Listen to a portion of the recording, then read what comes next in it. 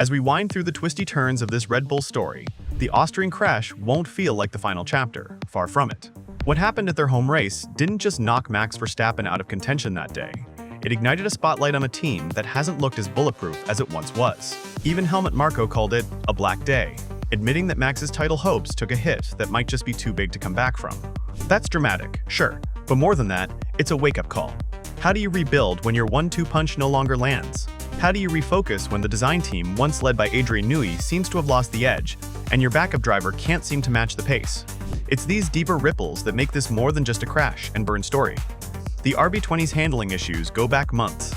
Tector, Newey himself hinted that a lack of experience among his successors may have skewed the car's balance and made it harder to drive even for Max. So, at the track in Spielberg, when Max radioed that his car felt undrivable, it wasn't just frustration, it was a symptom of bigger problems. We all saw how those poor pit stops and strategy slips roped Norris into the fight against Max, but behind the scenes, it's a bigger battle. One involving wind tunnel performance, simulation tools, and how fast the team can close the gap to McLaren and Ferrari.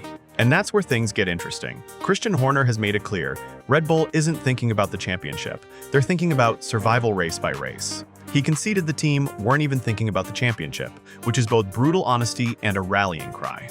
The massive gap to McLaren, over 250 points in the constructors' standings, is no accident. While Lando Norris and Oscar Piastri claimed a 1-2 in Austria, Red Bull walked away with 0. That shift isn't just numbers on a screen, it's a seismic change in momentum. Momentum often decides championships. If you zoom out another layer, even lower-tier drivers around Max are being affected. Yuki Tsunoda finished 16th, trailing even after being penalized, and has admitted he's struggling to find rhythm. Compare that to Liam Lawson smashing to 6th in a junior car racing with a different team. That's a clue that Red Bull's issues aren't isolated. These aren't random flukes. They're signs Red Bull might be losing its edge as an entire organization. Which leads to the heart of it all, Max Verstappen himself. He owns this team more than anyone, not just by record, but by reputation. If he stops winning, questions swirl. Rumors about exit clauses and Mercedes' interest aren't going away. Even Wolff admitted he's spoken to Max, though he downplayed any imminent move.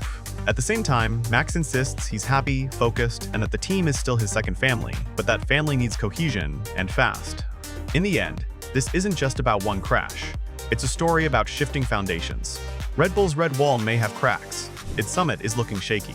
And Max, he's at a crossroads. He can either stay and help rebuild, or, if the rumblings get loud enough, he might just walk into a new chapter. Either way, whether he bounces back to dominate again, or whether this marks a turning point, we're not closing the book yet. Because in this sport, the next twist on track, or in the garage, is always around the corner.